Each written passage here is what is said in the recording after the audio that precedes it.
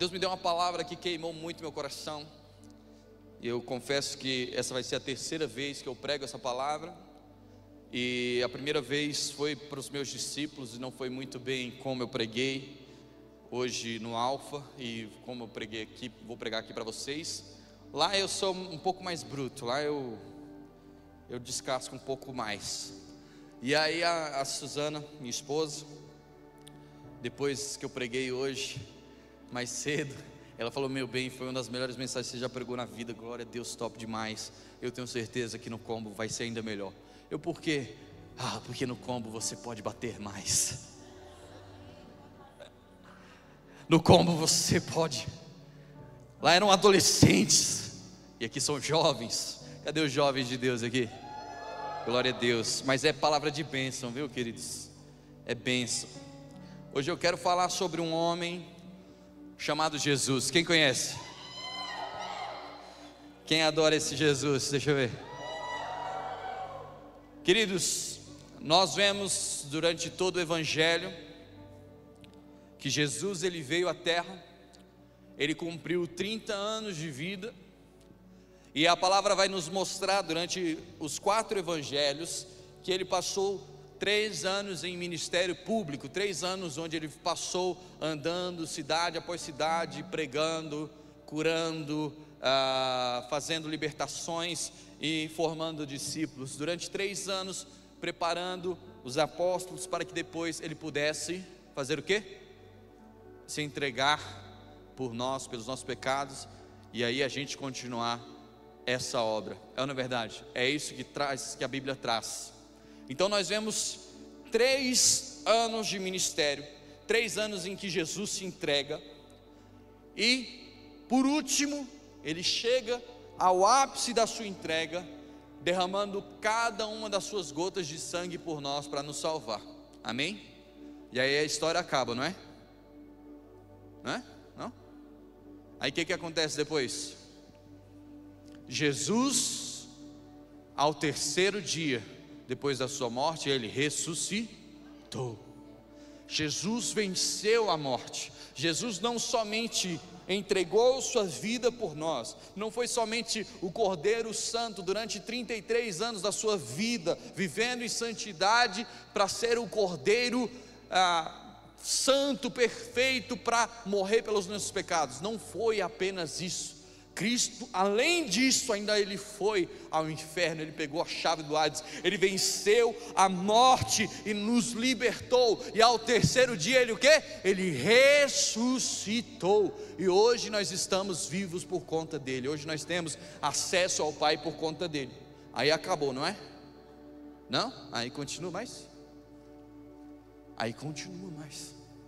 Além disso, desses 30 anos, 3 anos de ministérios e a ressurreição, depois que Jesus, ele volta à vida, ele aparece aos seus discípulos mais de 10 vezes, por 40 dias, em 40 dias, ele tem mais de 10 aparições, onde Jesus entrega muito de si aos seus discípulos, mais revelações, mais palavras, terminando ali o ato do discipulado para então o envio. E aí a Bíblia vai nos mostrar, nos últimos capítulos do Evangelho, textos muito ricos que falam a respeito de o último sermão de Jesus. O último sermão de Jesus foi o sermão do Monte das Oliveiras, e depois ele foi assunto aos céus. O que é isso, pastor? Eu não entendi. Assunto ao céu. Talvez você não tenha lido essa parte da Bíblia ainda, mas a palavra de Deus vai dizer que tinha uma multidão ouvindo ele, no Monte das Oliveiras, nesse sermão, e ele prega, e uma multidão testemunha com seus olhos que Jesus, após de pregar, coisa de Marvel, coisa de cinema, Jesus começa a ser elevado aos céus, e os discípulos e aquela multidão vai vendo até que ele sumisse nas nuvens. Coisa linda de cinema, e uma coisa linda que da mesma maneira como ele subiu, ele vai descer para nos buscar. E a palavra dele nos promete isso. Jesus foi e ele vai voltar. E o sermão do Monte das Oliveiras, o último sermão de Cristo hoje, é o sermão que eu quero me basear essa palavra para você e ensinar. Esse sermão ele está descrito em mais de um dos evangelhos. Portanto, uma coisa que você precisa aprender hoje é que para a gente ter o entendimento de uma revelação bíblica, nós não podemos pegar um texto isolado, ler e entender algo, inferir algo, não. Nós precisamos fazer o quê? Juntar a junção dos textos que falam sobre o mesmo assunto, para que ele possa ter embasamento. É como se alguém fazer isso, tentar viver com meia revelação, com parte da revelação, é como alguém que tem duas pernas e não sabe que tem uma das pernas, e não sabe, está ali e agora não sabe que consegue andar, e tenta ali apenas se movimentar com uma das pernas, é inútil. Ou como alguém que tem um tripé e simplesmente, não, com duas pernas está bom, vai dar certo, pum. Vai dar certo? Se eu pegar uma câmera dessas que custa muito dinheiro e colocar um tripé e tirar uma das pernas dele, não, vai dar certo, duas está bom, tranquilo, confia, pode confiar, eu sei o que está fazendo, vai dar certo? Vai acontecer o quê? Cair, é ou não é verdade? Assim são as revelações na palavra de Deus, quando a gente não entende o todo, quando a gente não para estudar o que a Bíblia diz totalmente sobre o assunto.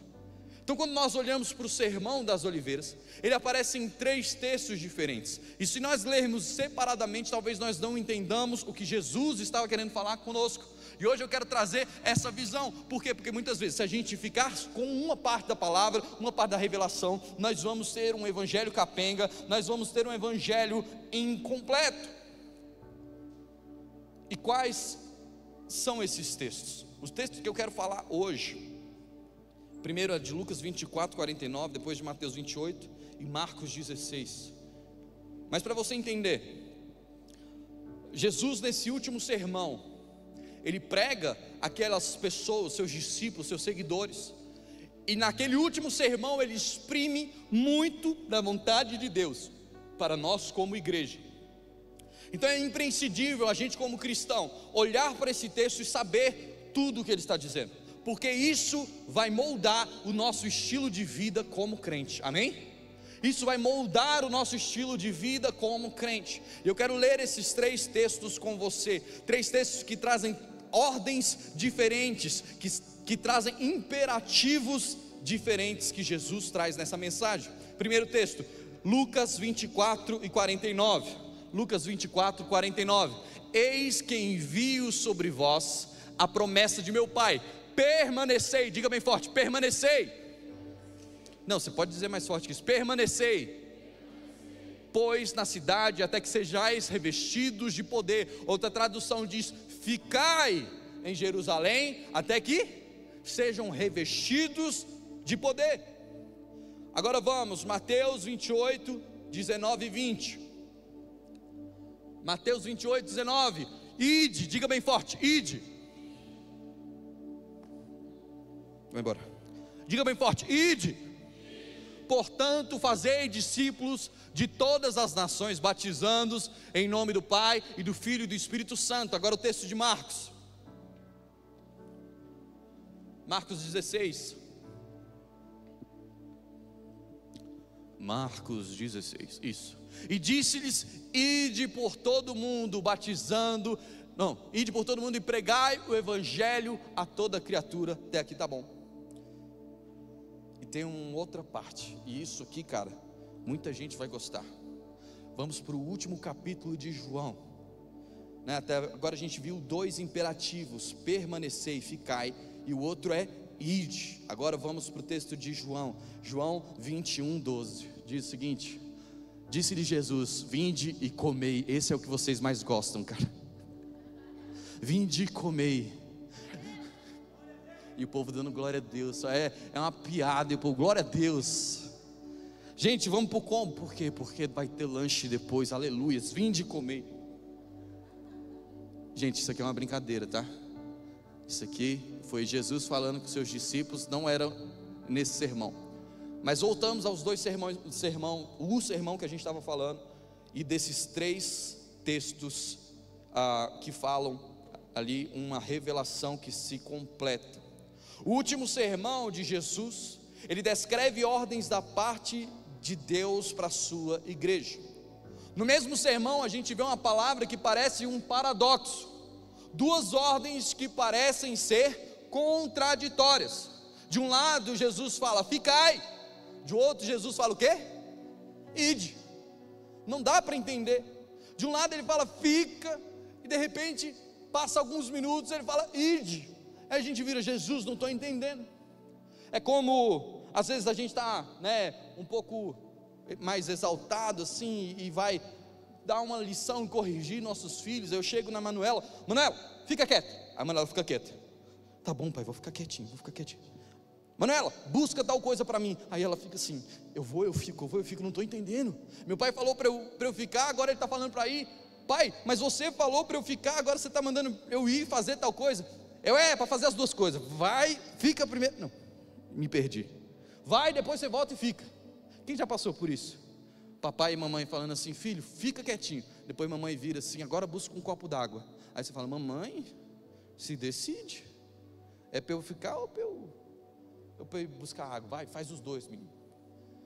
Esses textos, esses imperativos de Jesus, eles não são contraditórios, mas eles são complementares. Por que eles são complementares? Pois são ordens de tempos distintos, são para 2 tempos diferentes. Jesus estava dizendo o seguinte, juntando as 2 revelações: ficai em Jerusalém para receber o poder do Espírito Santo, a unção que capacitará você para a sua missão, para então poder cumprir o ide e pregar o evangelho e fazer discípulos.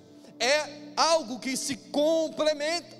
Uma olhada desatenta aos evangelhos pode fazer alguém pensar que devemos ficar somente eu vou ficar aqui somente porque Deus falou ficai, e o outro que lê uma outra parte da Bíblia, eu preciso ir e não preciso ficar e não preciso receber. Não, quando nós olhamos para a Bíblia por completo, para esses 2 textos por completo, nós vemos que são 2 estações diferentes da nossa vida, e que isso revela qual o estilo de vida que Deus tem para nós como cristãos no reino de Deus: ficar e receber, depois de ir, depois de ir e despejar o que nós recebemos. Amém? Trazendo isso para os nossos dias, esses 2 textos que Jesus estava falando é como nós devemos fazer semanalmente.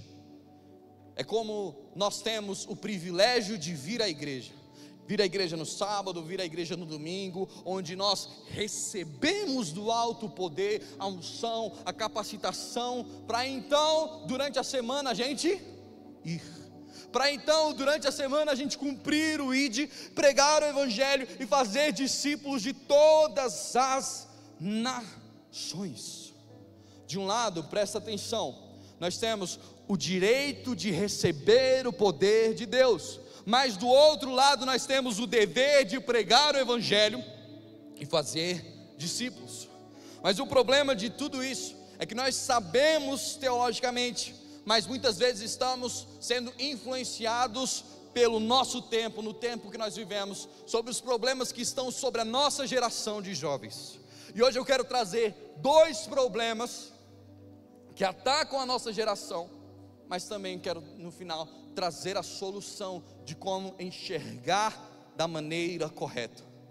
Sabe, o primeiro problema que eu vejo nessa geração é que nós vemos vivemos numa geração que quer direitos, mas não querem cumprir os seus deveres.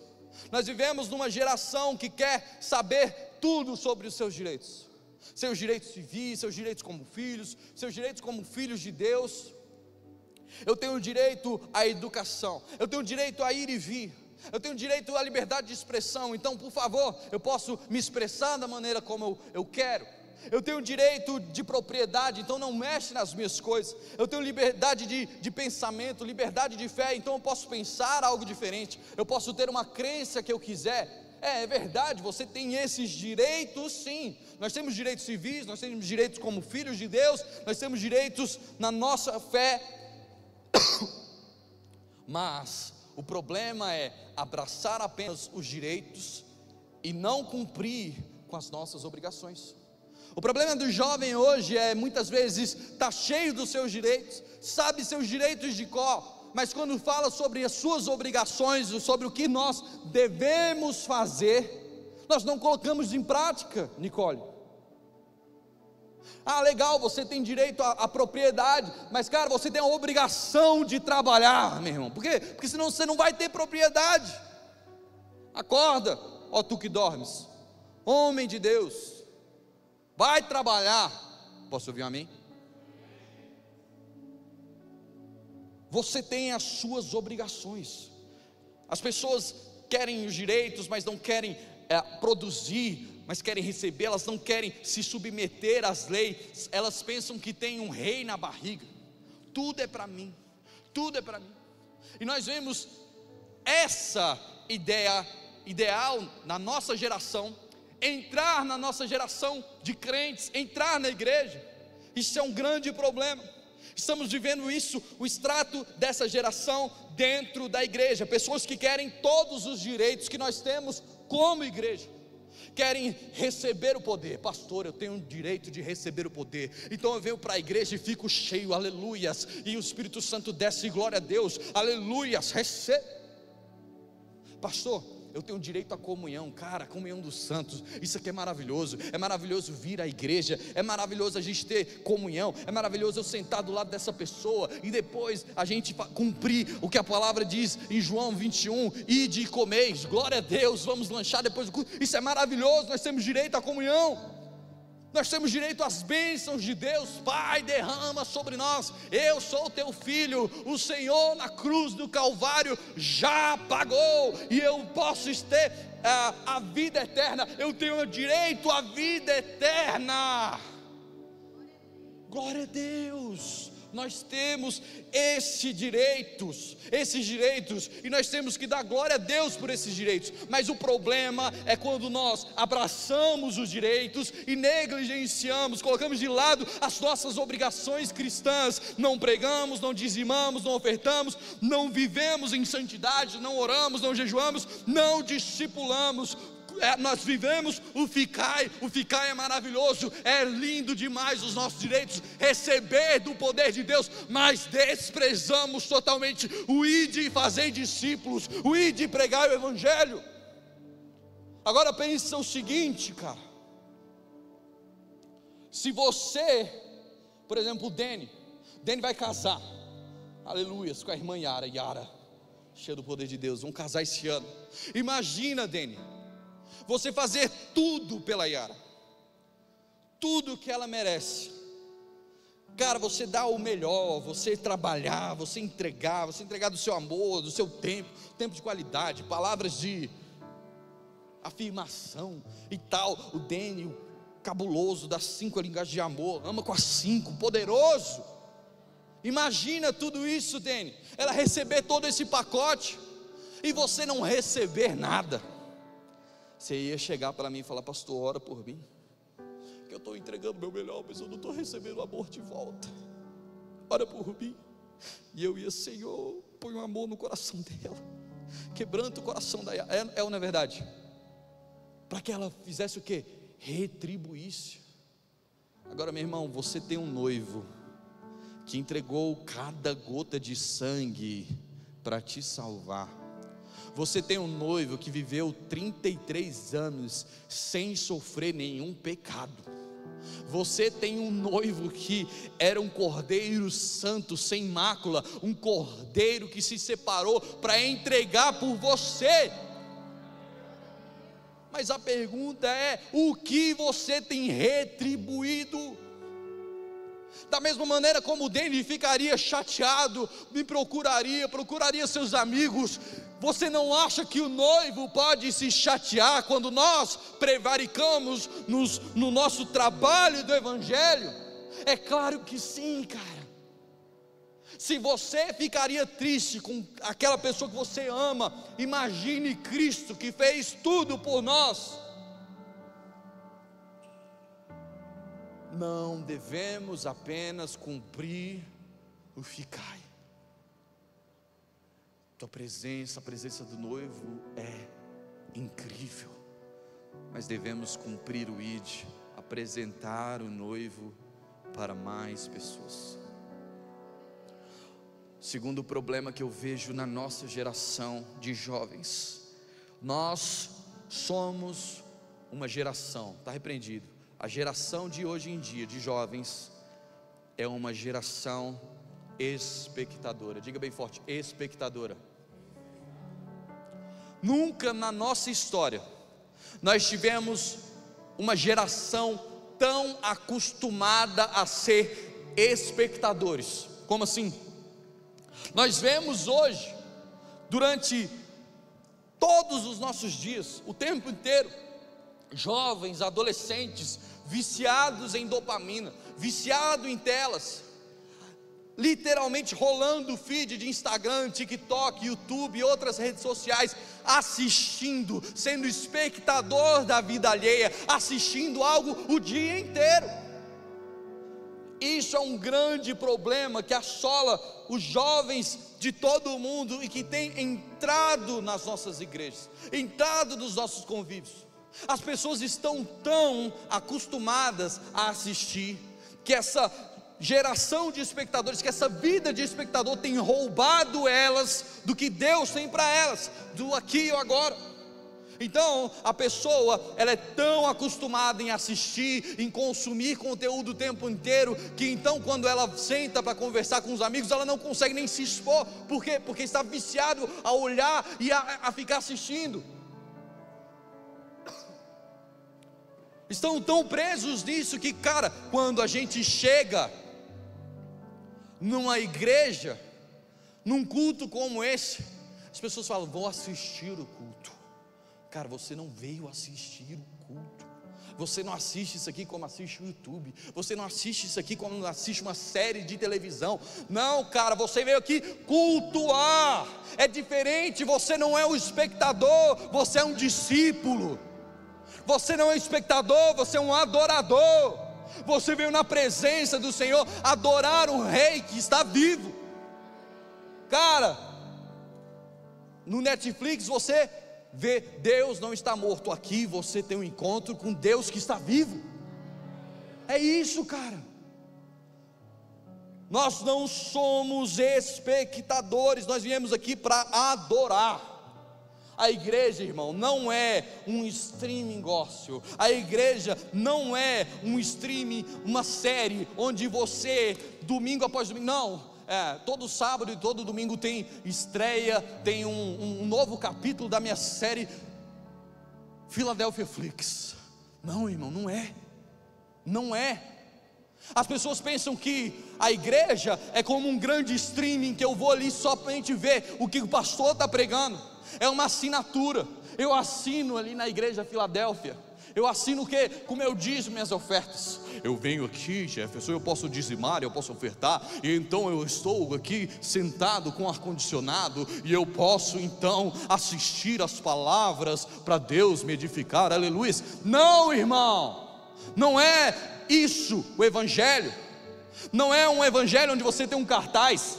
Sabe, a gente pega lá na nossa televisão linda, maravilhosa, e a gente liga lá e tem vários aplicativos instalados. Tem Netflix, tem Amazon Prime, Apple TV, Max, não sei o que, HBO, tá, e a gente não gostou, a gente entra, vê o catálogo, não gostou, e simplesmente o que a gente faz? Vamos procurar no próximo. A igreja não é uma assinatura onde você dizima e oferta, e você pode vir e ver as palavras, e de repente você vem no sábado e você fala assim, não gostei da palavra do pastor Ricardo, foi dura, foi pesada, eu saí cuspindo dente, então vou procurar outra na minha Bibleflix. Na minha Bibleflix era a festa, né?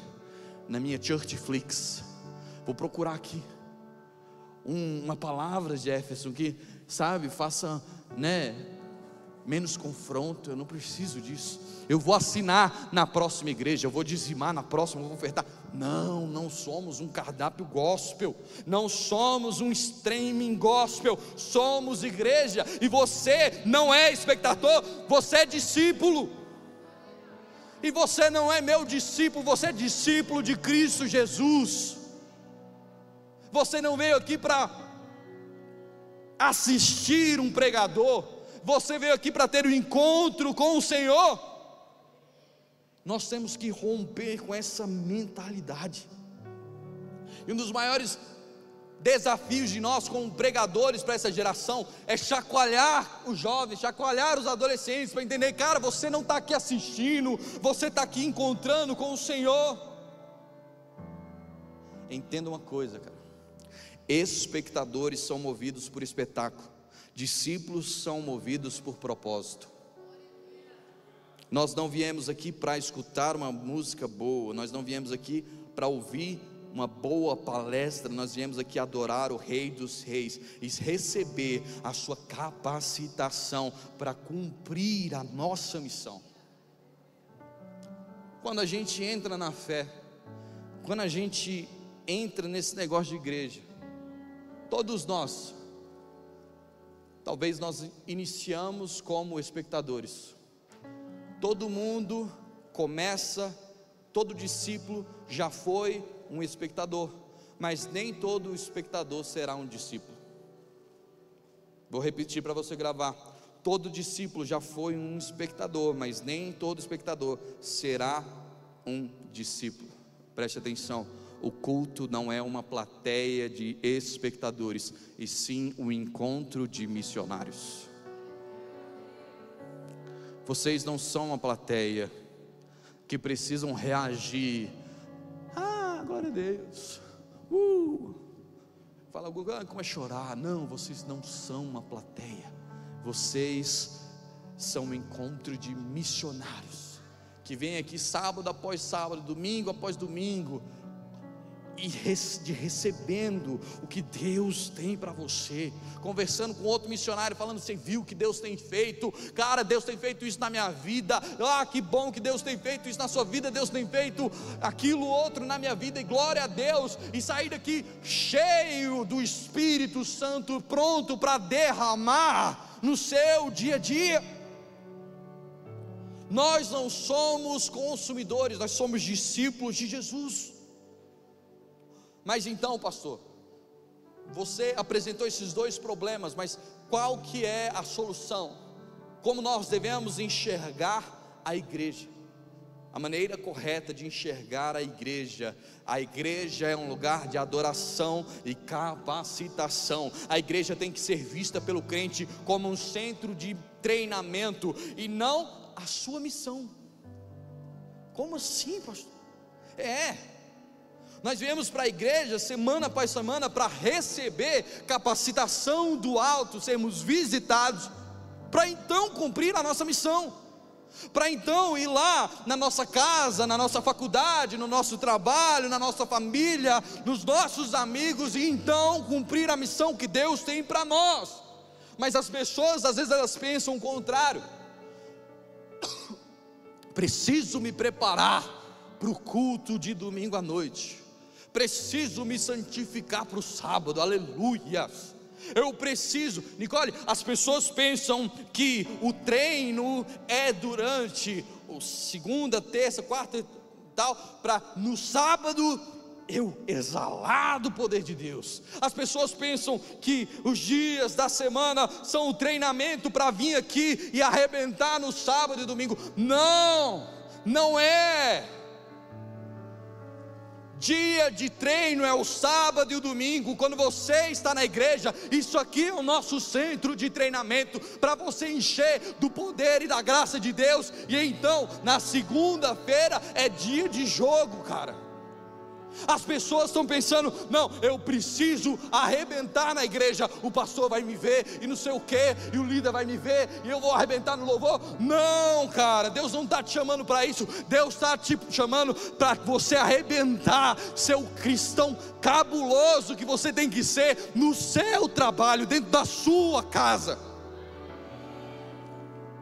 Treino é treino, jogo é jogo. Aqui nós estamos treinando hoje. Você veio aqui treinar para segunda-feira ser um cara top, uma mulher top, para hoje chegar na sua casa e nem seus pais te reconheceram. Meu Deus, o que é isso? Por quê? Porque eu estava treinando na igreja, cara. Eu estava melhorando na igreja, eu estava recebendo do poder de Deus, e eu posso chegar aqui em casa e o ambiente pode mudar.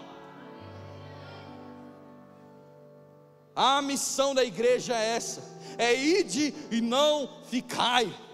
Começa a encarar o culto da igreja local como treino, e os demais dias, dia de jogo, dia de aplicar o que se aprendeu. Cara, eu venho para a igreja, eu fico vendo o pastor Keison pregar, e eu fico pensando, cara, eu preciso aprender a ser um pai melhor, eu preciso aprender a ser um marido melhor, eu preciso aprender a cuidar da minha família. E quando chega na semana, o que eu preciso fazer quando eu chego em casa? Aplicar aquilo que aprendi. Deus não espera que eu prepare uma boa pregação de como eu educar os meus filhos. Ele espera que eu, em obediência, eduque as minhas filhas no caminho do Senhor. E assim Ele vai ver, servo bom e fiel, entra no gozo do seu Senhor. Por quê? Porque aquilo que Ele me entregou, cara, eu fiz, eu preparei. Mais do que pregar, mais do que ensinar, eu eduquei as minhas filhas. É isso que Deus espera de mim, e é isso que Deus espera de você. O que Deus colocou na sua mão, Ele quer que vá para frente. Tem pessoas aqui que estavam pensando, eu preciso crescer na igreja. Ei, a minha resposta para você: você precisa crescer na sua empresa. Você precisa ser um pastor dentro da sua empresa. Ei, a tua empresa é uma igreja, é um campo missionário, onde você ministra vidas que eu não alcanço aqui. Quem está entendendo o que Deus está falando? Você precisa brilhar a luz de Jesus onde você foi plantado. Quando Deus fala a respeito de nós, os discípulos, Jesus fala: vós sois sal da terra e o que? Luz do mundo. Filipenses 2, 14, 16.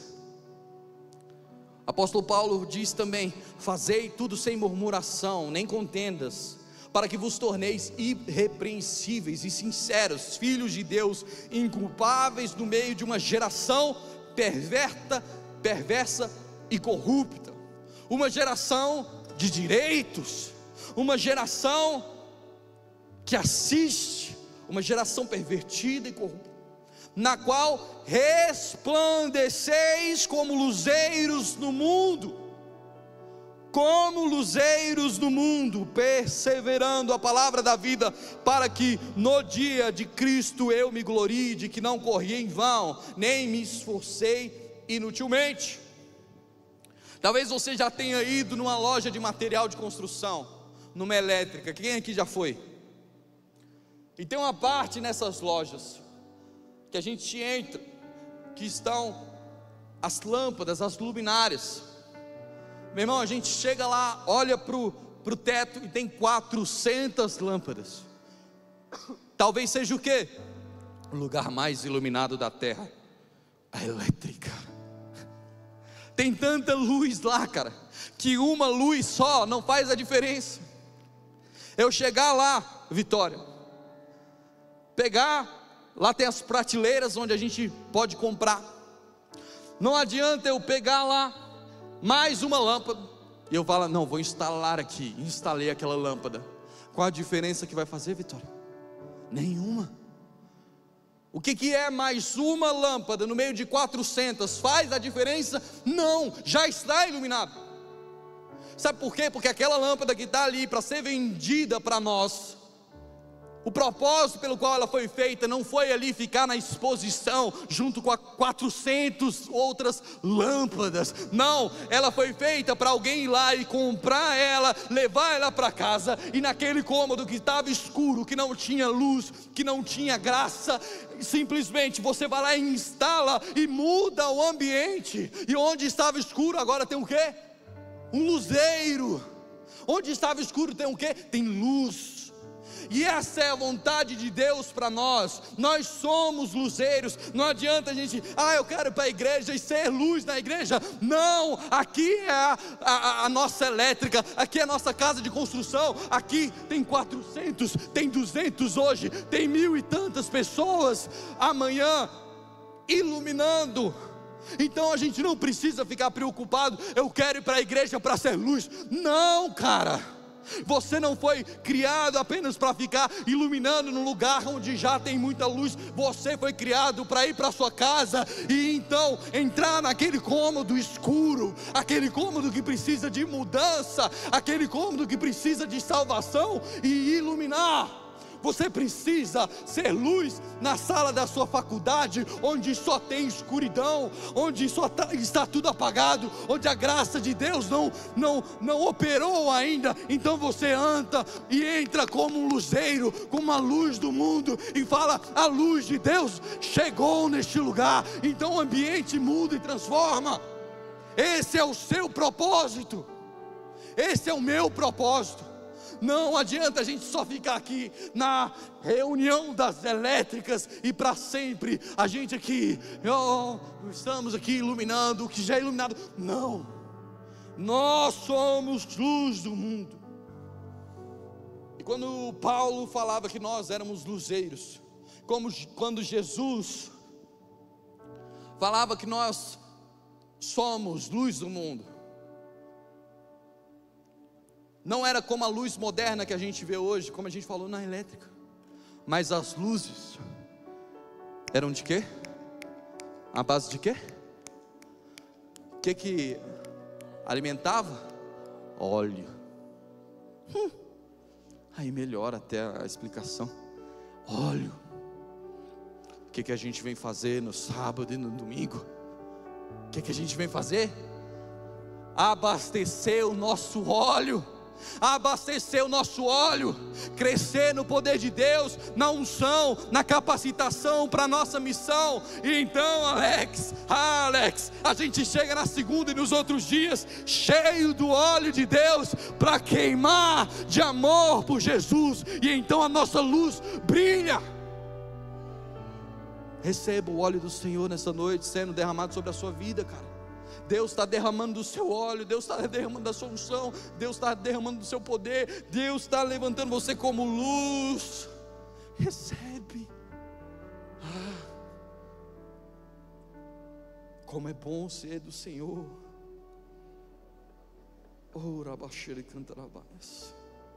Quando nós olhamos para a Bíblia também, nós vemos outra ilustração bíblica de quem nós somos. A Bíblia vai falar, apóstolo Paulo, em 1 Coríntios 5:20, que nós somos o quê? Embaixadores de Cristo. Agora, uma pergunta aos doutos aí: que serventia tem o embaixador de um país em seu próprio país? Nenhuma. Que serventia tem o embaixador brasileiro nos Estados Unidos, aqui no Brasil? Ele está representando o quê? Nada. É só o quê? Mais um brasileiro no meio de um monte de brasileiro. Não é verdade? O embaixador, ele só tem serventia aonde? O embaixador do brasileiro nos Estados Unidos, ele só tem serventia aonde? Nos Estados Unidos. O embaixador brasileiro na França, ele só tem serventia onde? Na França. Nós somos embaixadores de Cristo nesse mundo. Dentro dessas 4 paredes, nós não somos embaixador. Não precisamos fazer nada, não temos serventia. Mas quando nós andamos na rua, eu estou representando Cristo. Você está representando Cristo. Cara, quando eu ando na rua, Cristo está passando ali, porque eu sou um homem cheio do Espírito Santo. Quando você anda na rua, Jesus está caminhando naquela rua, porque você é um homem cheio do Espírito Santo. Aí você pode o quê? Representar o reino de Deus. Para fazer o quê? Trazer mudança, transformação, reforma, salvação. Para pregar o Evangelho. O papel nosso é isso, é representar a nossa nação celestial no Brasil. Eu não sei você, mas tem muita coisa que mudar nesse país, na nossa cidade. Está faltando a gente representar a nossa nação do céu. É ou não é verdade? Ou estou mentindo aqui? Estou mentindo?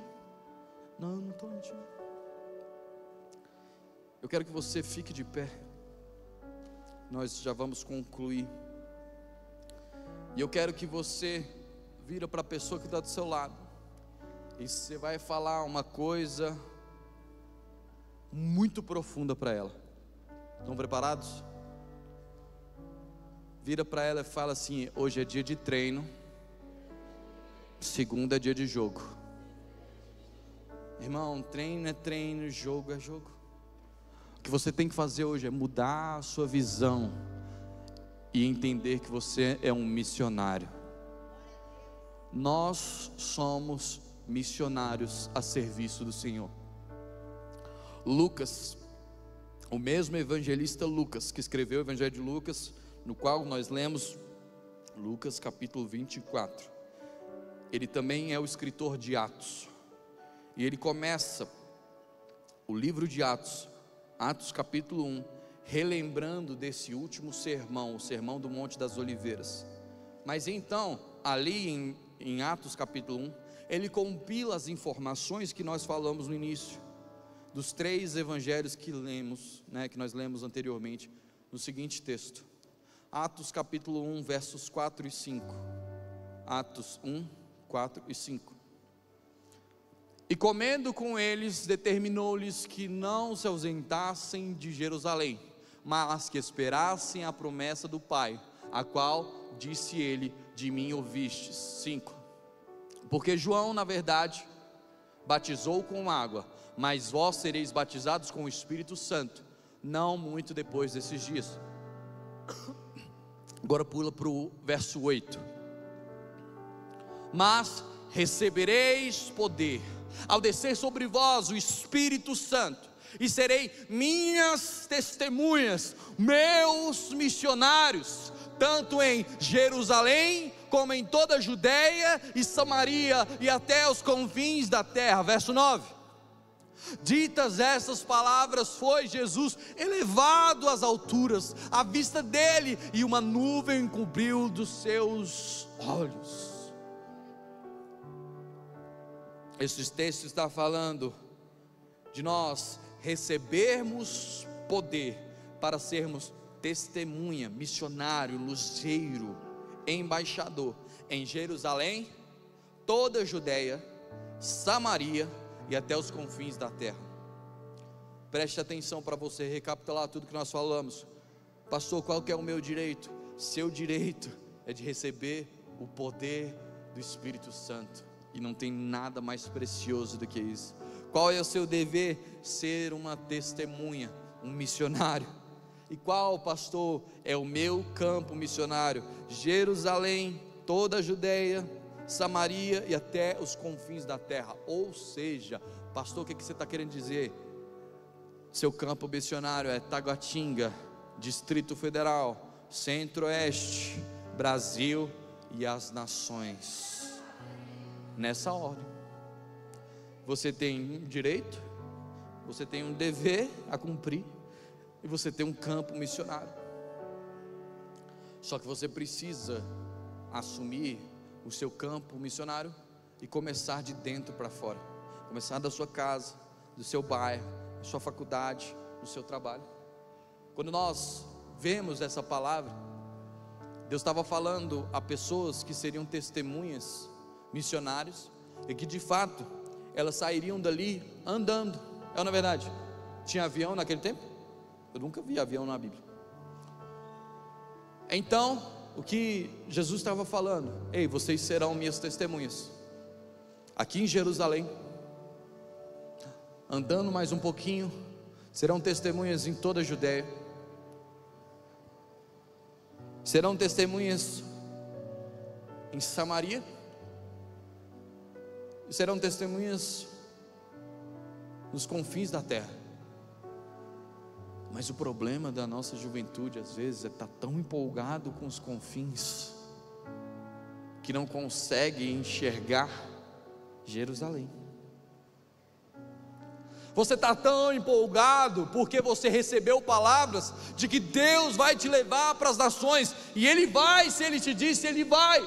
Por quê? Porque ele não é homem para que minta, nem filho do homem para que se arrependa. Mas você não precisa esperar ir para aquele outro país para ser um missionário, para ser uma testemunha. Não, você precisa ser uma testemunha dentro da sua casa, dentro da sua faculdade, dentro do seu trabalho, aonde o Senhor te plantou. Até que então você cumpre tanto o seu chamado, a sua missão, que Deus vai aumentando o seu campo de atuação. Hoje eu tenho um alcance. Quando eu comecei eu não tinha esse alcance, e Deus não tem apenas esse alcance para mim, amém? Eu comecei pregando o evangelho numa sala de escola, com 5 pessoas, passando porta por porta de escola, falando, não, a gente está começando a pregar aqui e tal, quem é crente e tal, começa a chamar 5 pessoas, que viraram 6, que viraram 7, que viraram 8, 10, que viraram 40, que viraram 60, que viraram quase 80, numa sala de aula, no recreio.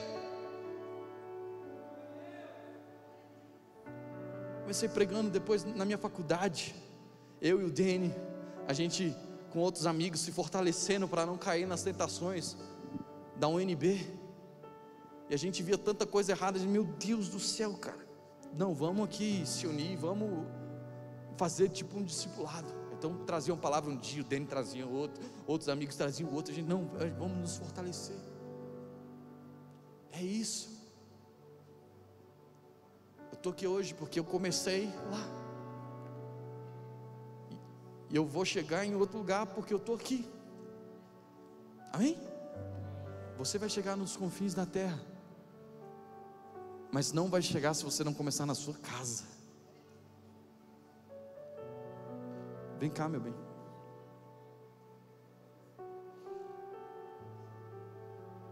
Comece a assumir a sua missão de dentro para fora. Pastor, o que nós vamos terminar fazendo aqui? Hoje é o que? Dia de treino. Vira para a pessoa que está do seu lado, vamos treinar? Fala com mais entusiasmo. Se você chegasse para mim às 6 da manhã, vamos para a academia, com esse entusiasmo, eu falava, vou para a cama. Eu ia. Vamos treinar, irmão? Fala para a pessoa. Ah não, vocês não querem treinar, eu vou embora. Hã? Cansei. Fala com entusiasmo, pelo amor de Deus, porque eu preguei aqui muito tempo, eu estou cansado, eu estou todo suado. Fala com ânimo, vamos treinar? Glória a Deus. Pastora Suzana.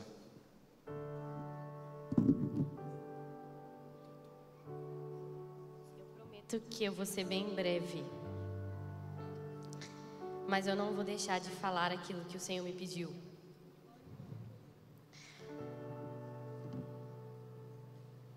Hoje à tarde eu expliquei isso para os meninos, e eu vou começar explicando para vocês, mas vou um pouquinho mais longe. A Bíblia vai trazer 2 exemplos claros, práticos sobre essa palavra. Quem? Ló e a samaritana. Ló era o crente, aprendeu com Abraão, cresceu debaixo das asas do pai da fé. Foi para as Campinas, morou em Sodoma e Gomorra. Um anjo bateu na porta dele e diz, vou destruir Sodoma e Gomorra. Pega a tua família e sai daqui. Ló foi incapaz de pregar o evangelho para dentro da casa dele. Conta comigo, Ló, sua mulher, 2 filhas e 2 genros. Nem 5 foram salvos de uma cidade inteira. A mulher dele olha para trás, vira estátua de sal. Os 2 genros nem vão com eles, porque não acreditam na palavra e nem no anjo que bateu na porta.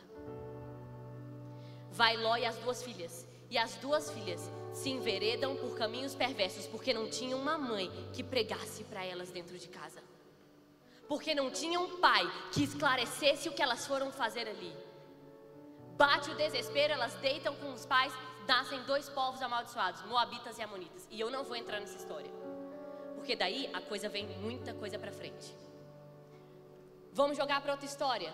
Uma mulher, uma prostituta, nem se falava homem com mulher, judeu e samaritano, proibido. ela vai pegar água num horário aleatório. Não era horário comum das mulheres pegarem água. Ela vai meio-dia, porque ela tinha vergonha do passado e do presente dela. Ela encontra com alguém que modifica a sua história e diz para ela: dessa água você não vai mais precisar. E ela não estava falando de golinhos de água, estava falando de mudança de vida. Cadê teu marido? Ela responde bem, dizendo: não tenho. E ele diz: muito bem, porque o que você está agora não é seu. Ela estava no quinto. Mas aquela mulher se permitiu sair do lugar de espectadora para a discípula de Jesus. Ela sai dali e ela ganha Samaria por completo. Olha isso, um homem cresce debaixo das asas do pai da fé, não ganha ninguém, nem a casa. A outra tinha um passado podre, sujo, se encontra de uma maneira disruptiva, improvável e ganha uma cidade inteira. Bate no peito agora e diz: depende de mim. Olha quantas cadeiras vazias essa igreja tem hoje. Não te incomoda que quem você faz juras de amor vá para o inferno? Cara, isso tem que te doer. Porque quem estuda com você o dia inteiro, quem trabalha na baia do teu lado, pode não ir para o céu, porque você foi incapaz de abrir a boca. Ai, amiga, eu te amo, curtidinha, likezinho, tweetinho. Para de ser mentiroso, crente fingido, espectador de igreja. Vive com a barriguinha cheia. Cheia de quê? De vento. Em Isaías vai dizer que a gente pode dar luz a vento. Ai, pastor, eu estou na minha melhor fase espiritual. Mentira! Mentira, porque o evangelho que eu creio é um evangelho que transforma. É um evangelho que liberta de pecado. É um evangelho que te modifica. Eu não estou dizendo que eu e você somos perfeitos, mas a vereda do justo tem que brilhar. Se não é religiosidade e não evangelho vivo. Mano, essa palavra aqui é para você ouvir e ouvir e ouvir até ela penetrar as tuas entranhas. Isso aqui é sério demais para ser verdade. Para de fugir dos teus deveres. Eu tenho uma filha de 5 anos. Eu falo para ela: Manuela, acorda a Bíblia. Ai, mãe, não quero Bíblia. Teu pai acorda 5, eu acordo 5, meia, 6 agora, que antes eu estava acordando 7. Você acorda, você vai ler Bíblia, guria. Mãe, não tô afim. Vai ler Bíblia, guria. Tu não aprendeu a escovar dentes porque tu queria, foi porque tinha uma mãe no teu pé. Escova o dente, escova o dente, escova o dente. Até você aprender que quem não escova dente vai parar no dentista com cárie, com canal. Você acha o quê? Que você vai vir uma vez para a igreja e você... Ai, eu amei. Não é assim. É desenvolver relacionamento. E desenvolver relacionamento custa, dói, cansa. Tem dia que você não está afim mesmo. Para de ser iludido. Se enche aqui do óleo para se abastecer durante a semana também no seu individual e transmitir aquilo que você recebe. A Manuela agora, eu sou dona de casa. E todo mundo lá em casa tem um papel. A Ana Laura eu estou ensinando, porque não quer catar nada. Ela faz... Mano, isso me deixa irada. Espitica, espitica, espitica, espitica. Antes eu não cobrava nada, agora eu faço ela catar pelo menos um pedaço. Levanto ela à força e digo: agacha e cata. Todo mundo nessa casa é família. Mamãe, não fui eu que esparramei. E eu falo para Manuela: não sou eu que tomo mamadeira. Não sou eu que durmo em 3 camas. Não sou eu que almoço para 4. Não sou eu que lavo a louça só a minha. Eu tenho uma família. Você tem uma família. O que é que você faz por ela? Tem que ter temor do Senhor para ouvir uma palavra dessa e entender: eu fico, mas eu vou. Eu fico, mas eu vou. Eu fico, mas eu vou. Eu fico, mas eu vou. Ah, pastora, eu já sou discipulador. Cara, que coisa confortável. Hoje me perguntaram no Esquenta: pastora, o que você vai fazer? Falei: peguei panfletos semanas passadas com as meninas e falei: vou distribuir no meu prédio, é cheio de jovem. E eu, uma pastora de jovem, estou fazendo o que com o meu prédio? Nada. Ai, porque eu já sou pastora de 400 jovens catalogados em discipulado. Ai, porque eu já sou pastora dentro de uma igreja. Ai, porque eu já isso. Ai, porque eu... Para! Você tem que amar quem está do seu lado. Você acha que é mais nobre para Deus? Eu trocar uma fralda da Ana Laura, eu pregar a Bíblia para a Manuela e a Ana Laura, ou eu subir aqui e pregar para você? Na boa, subir aqui e pregar para você, tem muita gente que faça. Agora cuidar delas, ser mãe delas, só eu. Quem registrou elas no certidão de nascimento fui eu e Ricardo. Assuma seu papel. Quem gera ovelha é ovelha. Não espere você que toda a liderança do combo trabalhe e você fique aí todo sábado sentado ouvindo e ouvindo e ouvindo e ouvindo. É você quem tem que clamar também, trazer também, convidar também, ofertar também, dizimar também, servir também. Essa é uma palavra para quem é maduro. É feijoada, é sólido.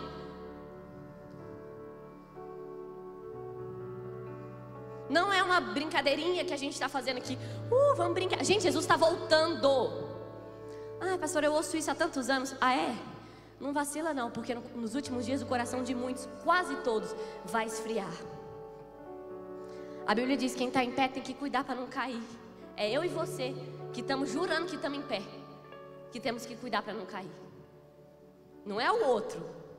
É melhor ser morno, ou é melhor ser frio do que ser morno. Se tu vem para a igreja e é um mero morno, mano, vira frio ou vira morno, porque meio não vai rolar. Jesus, eu te conhecia, não vai rolar. Jesus, eu vou ser enviado. Quando? O que você vai fazer agora? Se você não faz nada agora, você para de ter seiva. O que é seiva? Vida de Deus dentro de você. Isso aqui é muito, muito, muito, muito sério. Isso aqui não é brincadeira. E eu vou terminar com isso. E nós vamos fazer uma oração de joelhos. Alguns jovens procuram a gente assim: pastora, uma vez há uns anos atrás a gente caminhava com algumas pessoas. Porque vocês têm que dar mais oportunidade para eu pregar. Porque eu também tenho o dom da palavra. E eu não duvido, mano. Se tu tem, acredita, Deus vai te levantar para a hora certa, assim como levantou Esther.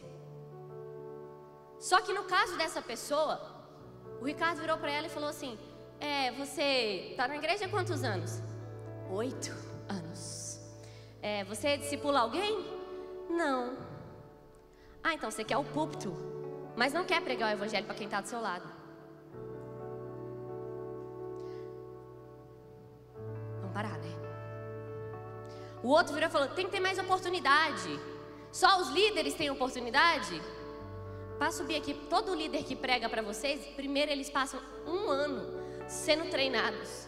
Eles pregam no nosso discipulado para a gente ver se está pregando direitinho, para aprender homilética. Tem a parte teórica, tem a parte prática, tem a parte espiritual. Eles são discipuladores já calejados. Tem que ter lido a Bíblia inteira. Tem minuta para pastoral, tem minuta para coordenação. Eles têm hora para chegar aqui, eles têm que jejuar uma vez por semana. Eles têm regras. Eu queria uma oportunidade de quê? De púlpito para se aparecer, para holofote? Para arrebentar na igreja e não quer arrebentar dentro da tua casa? De púlpito para você arrebentar, eu arraso no louvor. E o teu pai nunca ouviu você honrando a vida dele. Para de ser um crente fingido. Mete o pau no teu pai e na tua mãe e não tem coragem de vir aqui e ser um homem e uma mulher de Deus o suficiente para voltar para casa e honrar teu pai e tua mãe. Critica tudo e todos. Pastor, eu tenho direito. Direito você tem muito. Aprende a tática do perdão também. Foi isso que levou Jesus para a cruz. Perder direito, assumir o seu papel e a tua responsabilidade. Perder é perda grande. Você perde direito. Perdão. Perdeu muito. Foi Jesus que ensinou. Pastor, o evangelho dói. A porta é estreita. Não estou aqui para pregar a porta larga. Porque quando Jesus vier e perguntar: Suzana, cadê o povo que eu coloquei na sua mão e do Ricardo? Quem vai dar conta somos nós. De dizer: fui medíocre, Deus. Negligenciei aquilo que eu deveria ter aberto a minha boca e falado. E não vou falar.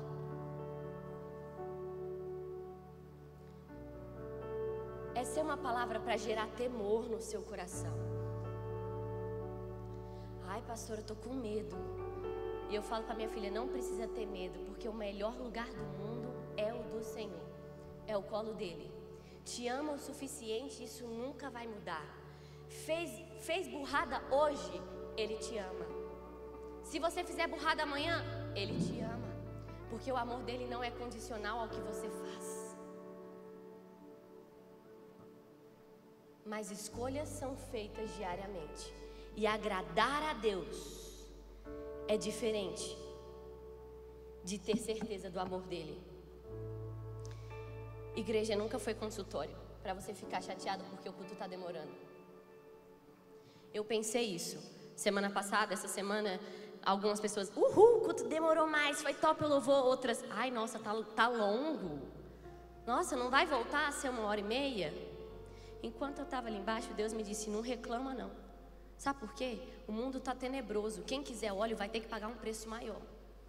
Eles precisam de mais tempo de entrega, mais tempo de devoção, mais tempo de adoração, mais tempo de presença para lidar lá fora.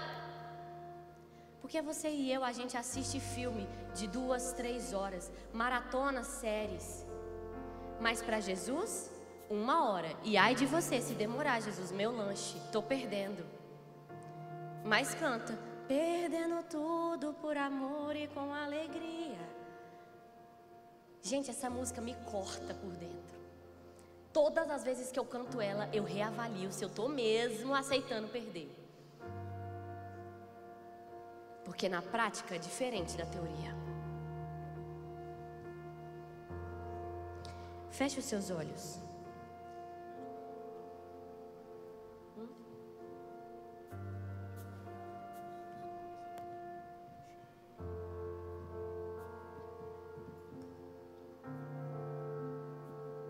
Eu quero pedir para que você hoje, humildemente, se ajoelhe no seu lugar.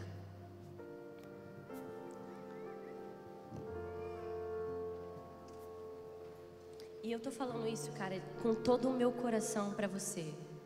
Não é fácil para mim como não é fácil para você. Eu tenho muito temor de Deus de falar isso. Porque essa é uma palavra que corta, que confronta o nosso ego, nossa reputação, nossos ideais, nossa necessidade de atenção, de aprovação, os holofotes que a gente anseia, quando na verdade a autoridade e a intimidade é conquistada dentro, a sós, sem público. Jesus escolheu o Pai e as multidões o seguiam. Jesus dizia, deixa que o povo fique. Mas eu e você muitas vezes agimos com os discípulos, despede o povo, eles têm que comer. Mas para quem fica, tem sobrenatural. Para quem fica, tem multiplicação de pão e peixe. Para quem fica, tem milagre. Para quem fica, tem maravilha. Para quem fica, vê o sobrenatural acontecendo. Quem fica, anda nas águas. É só escolher. Eu e você precisamos fazer uma escolha hoje.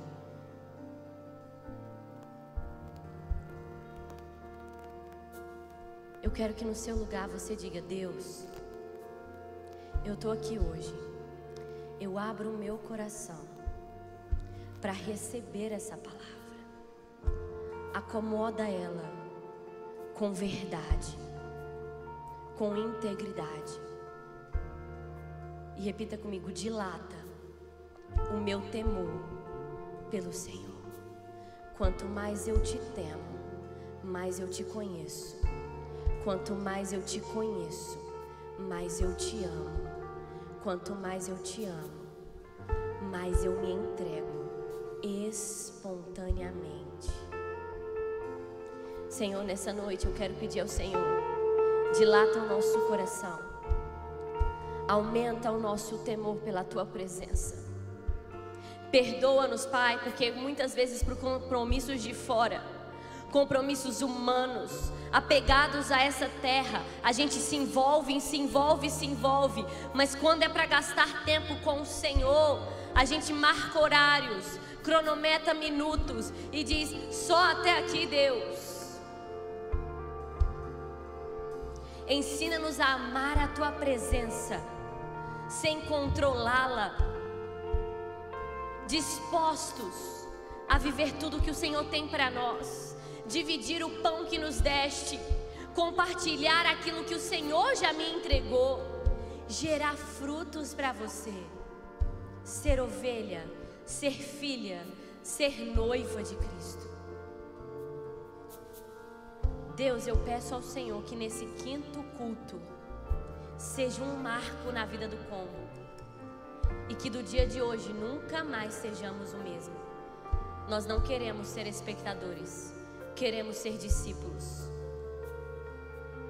Queremos ficar, queremos ir, queremos cumprir aquilo que o Senhor tem para nós.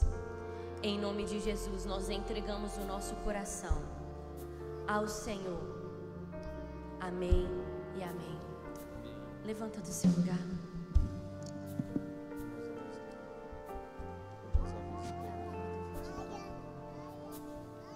Quem está feliz? Glória a Deus.